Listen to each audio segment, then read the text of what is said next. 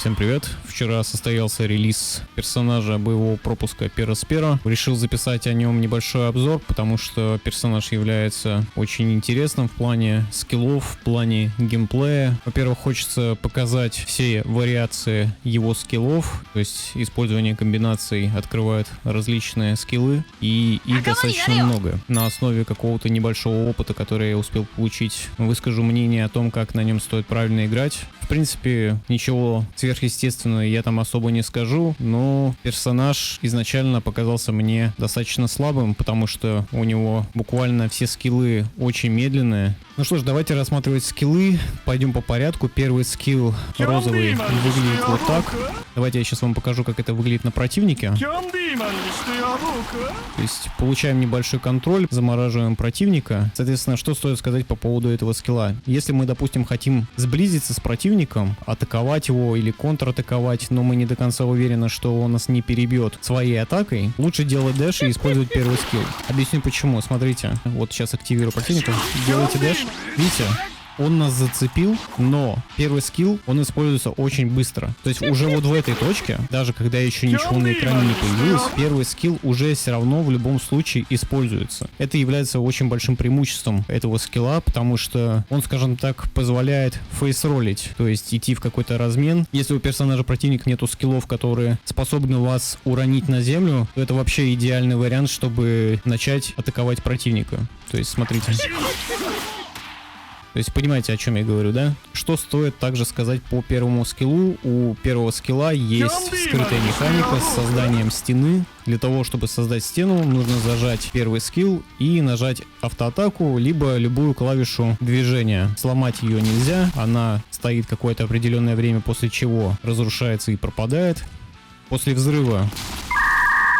Вот, кстати, интересно, стена по какой-то причине сейчас не задела Зора. То есть оказывается, что стена будет замораживать противника только если противник ее атакует. Либо бежит в нее, либо это какой-то баг. По поводу этой стены вот еще что стоит сказать. Она не пропускает сквозь себя проджектайла. Но использование этой стены, если честно, является таким очень редким явлением. Особо во время игры ты ее как бы не создаешь, потому что это требуется дополнительное время, ты стоишь на одном месте. Когда у тебя, в принципе, уже есть пространство, которое ты создал себе с помощью вот этой лестницы, то, в принципе, потратить лишнее время на создание стены можно. Но в начале игры, допустим, я бы таким не занимался. Давайте сейчас используем первый скилл 2 раза. Вот, обратите внимание, мы открыли вот такое вот продолжение. Это стена, которая, ну, скажем так, наносит dot damage, 3 волнами бьет и потом исчезает. В одной из своих игр я наблюдал интересное явление по какой-то причине. После того, как я создал вот эту волну и стояла стенка при этом, эта волна очень быстро била по противнику и также быстро исчезла.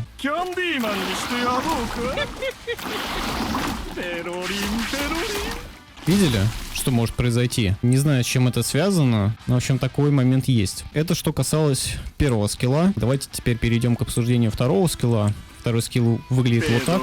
Грубо говоря, это обычный дэш, который не наносит урона, то есть не имеет никакого эффекта на противника. Также вы можете зажать второй скилл, в результате чего появляется вот такая лестница. Данная лестница блокирует возможность использовать какие-то скиллы ближнего боя и также блокирует все проджектайлы, которые летят в вас. Единственное, что лестница не спасает вас от скиллов, которые, скажем так, идут по земле, либо же бьют через верх, да, то есть как гравитация того же Фуджитора, либо же активный скилл, как у таймскип Зора. Сейчас попробуем сделать так, чтобы Зора ударил активным скиллом. То есть видите, да, о чем я говорю. Также эта лестница очень хороша для того, чтобы блокировать действия противника. Вот если вы обратили внимание, да, ему было просто не пробежать в мою сторону. Соответственно, 2 использования второго скилла открывают вот такое продолжение. Это щит. Можно сказать, что это по факту контратака, которая замедляет время и дает возможность контратаковать противника. То есть скилл прикольный, дает возможность контратаковать противника, но крайне редко доходит дело до его использования, потому что, как правило, вы никогда не используете комбинацию из 2 синих скиллов. Соответственно, это что касалось второго скилла. Давайте теперь перейдем к третьему, к желтому скиллу. В отличие от первых двух скиллов, желтый скилл не имеет никакой интересной механики в плане там зажатия. В принципе, дальность действия у скилла неплохая. Его, я думаю, что можно хорошо использовать для сетапа, скажем так, на восстановлении противника, когда мы хотим себе побольше пространства создать. Соответственно, два использования этого скилла открывают нам продолжение. Продолжение в целом ничем не отличается от обычного. Единственное, что зона покрытия становится существенно больше. В общем-то, это все, что касалось его скиллов в их, скажем так, базовых формах. Теперь давайте рассмотрим варианты использования скиллов в их комбинациях. Начнем с использования первого и второго скилла. Как бы вы ни нажали эти кнопки, зажимали или не зажимали, вы в любом случае всегда получаете один и тот же вариант. Обратите внимание, при использовании скиллов у вас по центру экрана появляются разноцветные конфеты. Соответственно, они как раз таки показывают, какие сейчас у вас в данный момент задействованы комбинации. Соответственно, у вас открывается продолжение со стрелами, которые, скажем так, вылетают прямо над головой противника. И имеют, кстати говоря, небольшой трекинг противника, то есть они имеют возможность немножечко следовать за противником. Давайте сейчас я вам для примера покажу. Вот видите, очень полезный и эффективный скилл, в принципе, для того, чтобы начать комбо. Тут говорить особо больше нечего. Теперь давайте рассмотрим следующую комбинацию: розовый скилл и желтый скилл. Это открывает нам продолжение и вызывает на поле боя вот такого слизняка, который преследует противника и, в принципе, достаточно неплохо его сдерживает, после чего взрывается. Скорость перемещения у слизняка, конечно, оставляет желать лучшего, но, в принципе, это гораздо лучше, чем смайли у Цезаря. То есть обратите внимание, как он за ним движется.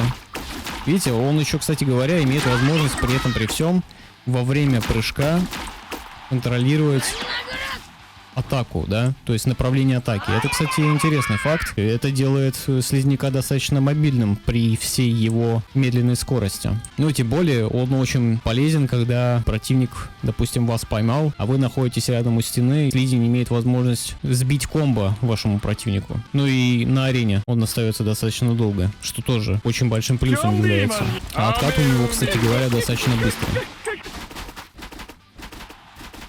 То есть он, грубо говоря, от отката до отката. Вообще, на самом деле, конечно, все скиллы Пераспера откатываются достаточно быстро, что и делает, на самом деле, его персонажем достаточно неприятным. Соответственно, это то, что касалось комбинации розового и желтого скилла. Осталась только одна комбинация: желтый и синий. Соответственно, комбинация желтого и синего дает возможность создать лестницу. То есть выполняет она все те же самые функции, что и обычная лестница, только единственное, что она существенно больше остается на арене по продолжительности. Сейчас я покажу наглядно, насколько долго стоит вот эта лестница, и вот которую вы создаете с помощью двойки. Примерно в 2 или в 1,5 раза дольше она стоит. У лестницы с комбинацией желтого и синего скилла есть еще одно преимущество. Оно не позволяет противнику вообще в принципе двигаться, если вы грамотно на противника эту лестницу поставите.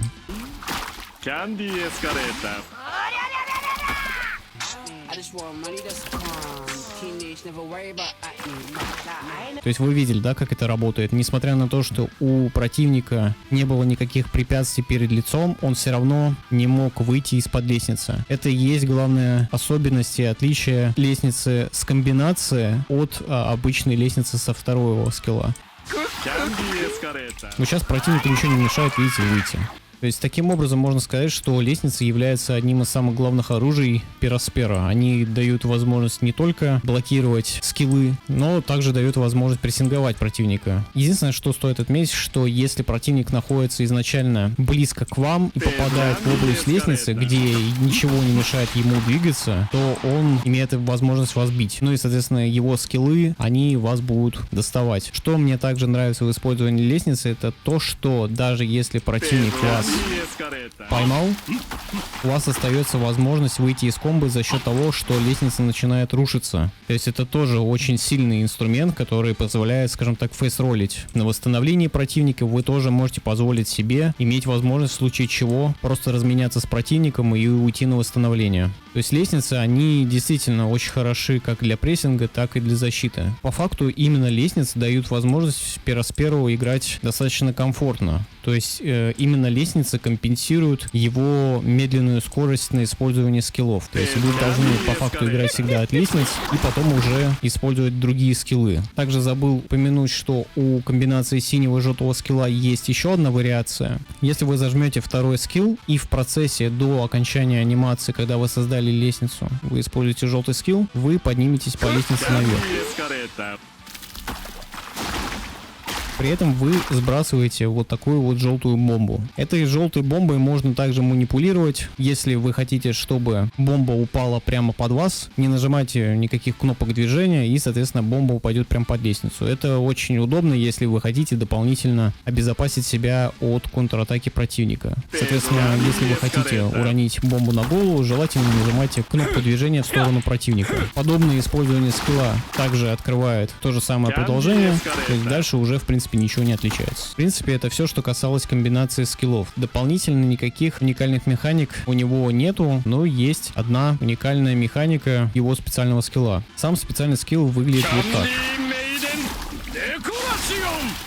Противник падает на землю, после чего можно достаточно комфортно его продолжить атаковать. Какие проблемы существуют с этим специальным скиллом? Давайте сейчас я вам покажу. Вот вы, допустим, поймали противника, решили отойти подальше, чтобы, скажем так, не получить никакого урона от линка противника, и противник, соответственно, дропается. В случае, если вы используете специальный скилл, грубо говоря, находясь прямо в противнике, то выглядит это вот так, и обратите внимание на урон.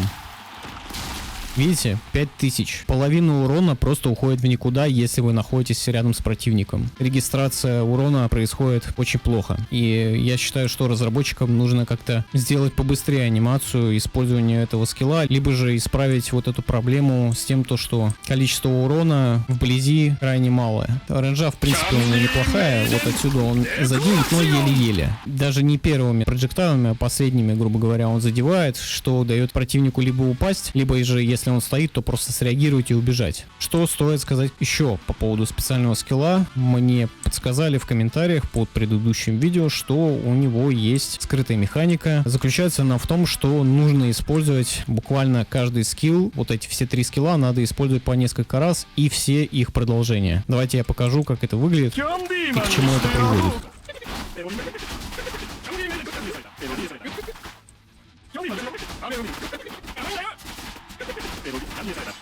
Ну, в общем, если вы обратите внимание, я потратил невероятное количество времени для того, чтобы добиться вот этого результата. Как вы можете видеть, леденец начал сиять. Также, если вы обратили внимание, иконка специального скилла, она поменялась. Ну и, соответственно, давайте используем его. В принципе, при изначальном его использовании ничем это сильно не отличается, урон такой же.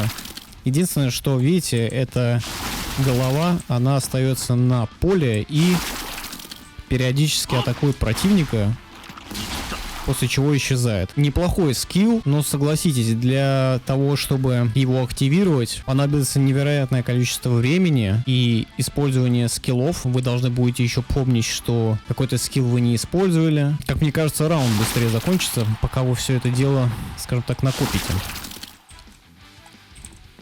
Но в целом, конечно, вещь сама по себе уникальная, да, и как бы имеет право на жизнь. Единственное, что обратите внимание, после того, как данная голова пропадает, взрывается, никакого дополнительного урона или эффекта на противника она не оказывает. Ну, знаете, чисто скрытая механика для, что называется, для галочки. Теперь давайте перейдем к обсуждению активных скиллов. Первый активный скилл выглядит следующим образом. Пероспера получает красный щит. Соответственно, при взрыве конфеты противник, который находится достаточно близко, замораживается. Особенностью скилла является то, что он позволяет выходить из комбо, если Пероспера находится достаточно близко к земле. Такая же механика, как и у Бепа. То есть, если вас противник будет достаточно высоко подбрасывать во время своего комбо, то вы выйти из комбо не сможете. То есть, видите, да, о чем я говорю? Вот вы находитесь высоко, и все. То есть, этот скилл бесполезен. Вот видите, я только-только приземлился, я, соответственно, этот скилл могу использовать. Этот скилл еще хорош тем, что когда конфета взрывается, вы сразу же можете использовать дэш. То есть вам там ничего не угрожает, скажем так. Единственная проблема этого скилла в том, то, что если противник решит вас схватить или оглушить, то он вас поймает. То есть, видите, это что касалось первого активного скилла. Второй активный скилл выглядит вот так. В отличие от тех стрел, которые открываются с продолжения розового и синего скилла, эти стрелы не имеют возможности преследовать противника. Также у данного скилла есть вторая вариация. Можно несколько раз нажать на скилл, и Пераспера выпустит очередь стрел прямо перед собой. В принципе, иметь подобную вариацию хорошо. Единственное, что данный активный скилл, как и в принципе любой скилл Пераспера, очень долго используется. То есть обратите внимание, сейчас я использую скилл и активирую бота. Видите, стрелы в итоге не упали. Его используют только под лестницей. Причем обратите внимание, что первые стрелы почему-то не задевают противника. Я не знаю, это баг какой-то или так и должно быть. Но сами понимаете, оно просто того не стоит в таком случае. Ну что ж, давайте теперь посмотрим его ульту. Она имеет достаточно маленькую рейнджу, то есть отсюда она не дотянется до противника. Соответственно, выглядит она вот так.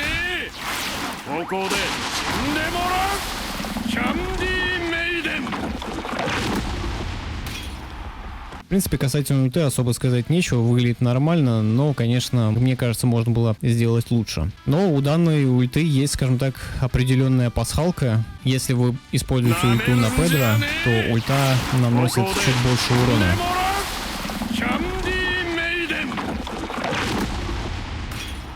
То есть, обратите внимание, было нанесено 21,5 тысячи урона. Всем персонажам, кроме Педро, Пераспера наносит один и тот же урон. За некоторым исключением, допустим, вот Фрэнки, конечно, это вот из того, что я успел протестить. Фрэнки, он наносит чуть-чуть меньше урона.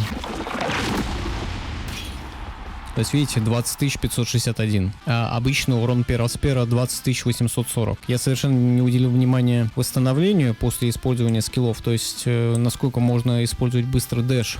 Давайте сейчас посмотрим, да? То есть, видите, да, достаточно продолжительное время остается на месте. В принципе, второй скилл это по факту тот же дэш. Но здесь нам бояться совершенно нечего. То есть, тут про восстановление говорить смысла нету.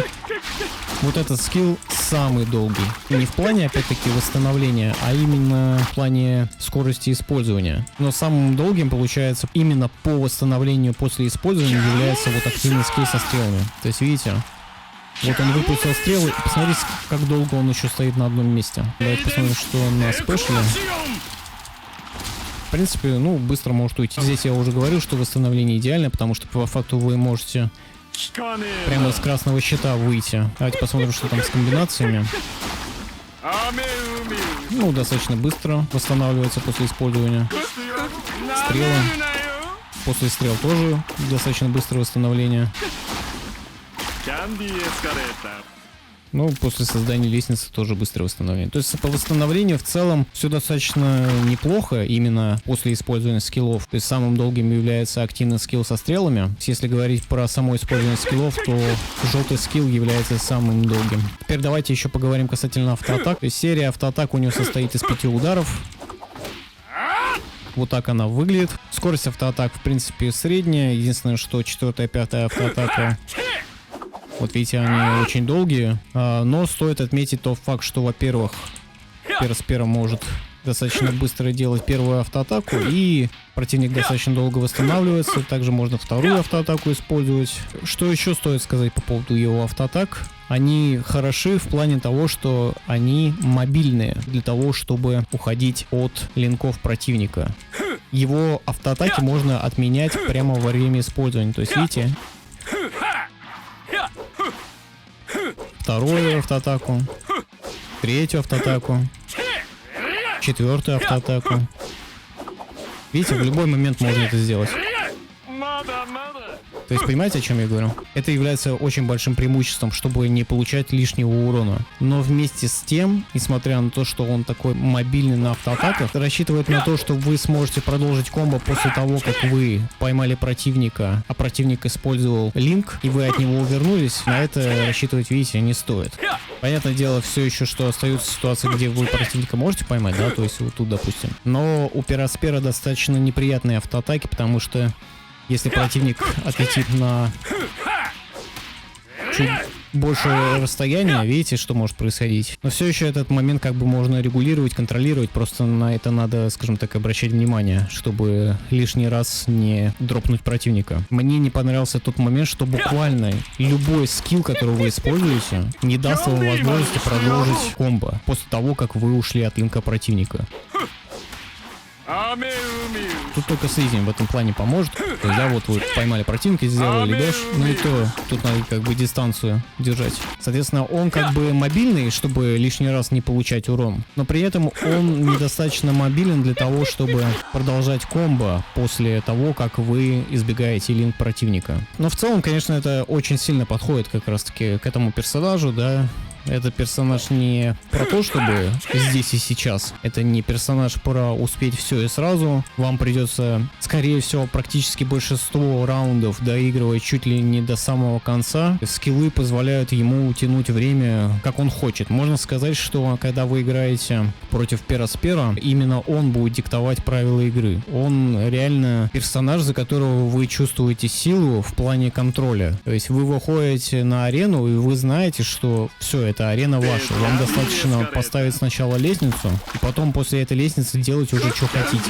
Не забывайте про то, что вы можете поставить еще одну лестницу с помощью комбинации вот этого скилла. То есть этот персонаж, он на самом деле страшный. Не знающий игрок против него просто не поймет, что ему делать. Также у Пераспера есть уникальная особенность. Он может пассивно заряжать шкалу специального приема. Но для этого нужно соблюдать определенные условия. Нужно, во-первых, использовать все 3 скилла по одному разу. Но помимо этого нужно еще, чтобы второй скилл был зажатый, а на первом скилле вы должны создать стенку. После этого вы используете желтый скилл и видите, начинает копиться шкала. Если вы используете второй скилл вот таким образом, не создавая лестницу, но при этом создаете стену и используете желтый скилл, то обратите внимание, вы не заряжаете шкалу. Соответственно, если вы создаете лестницу, используете первый скилл, но не ставите стену, используете желтый скилл, то это также не дает вам возможность заполнять пассивно шкалу. То есть для того, чтобы получить возможность пассивно заряжать шкалу, вы должны соблюсти 2 условия, а именно поставить лестницу и поставить стену. На желтом скилле ничего дополнительно нажимать не нужно, потому что вариаций никаких нету. Вот такая вот интересная особенность. То есть таким образом, конечно, Пераспера является не только самодостаточным персонажем в целом, при этом он является еще невероятно хорошим источником пополнения шкалы для последующих персонажей, которые будут выходить после него, если Пераспера проигрывает. В принципе, что могу в целом сказать по персонажу? Персонаж получился невероятно на самом деле интересным. Поначалу показалось, что вот этого невозможность продолжить комбо каким-то большим разочарованием, но в итоге я понял, что лишний раз дропнуть противника для Пераспера совершенно не важно. Он, скажем так, персонаж, который играет в долгую игру, ему не нужно здесь и сейчас. То есть вот эта защита и вот этот вот контроль арены позволяет ему невероятно долго растягивать время. Продержавшись до конца раунда, у вас гарантированно, скорее всего, будет как минимум 2 шкалы специального навыка. Понятное дело, что у него есть свои минусы. Часто меня люди спрашивают, какую оценку бы я поставил тому или иному персонажу. Вчера меня также об этом люди в комментариях спрашивали. Я всем ответил, что я бы поставил Пераспера 7 из 10. Но сейчас, знаете, когда я переварил всю информацию, которую получил в первый день его использования, могу сказать, что я бы, наверное, ему поставил даже крепкую 8.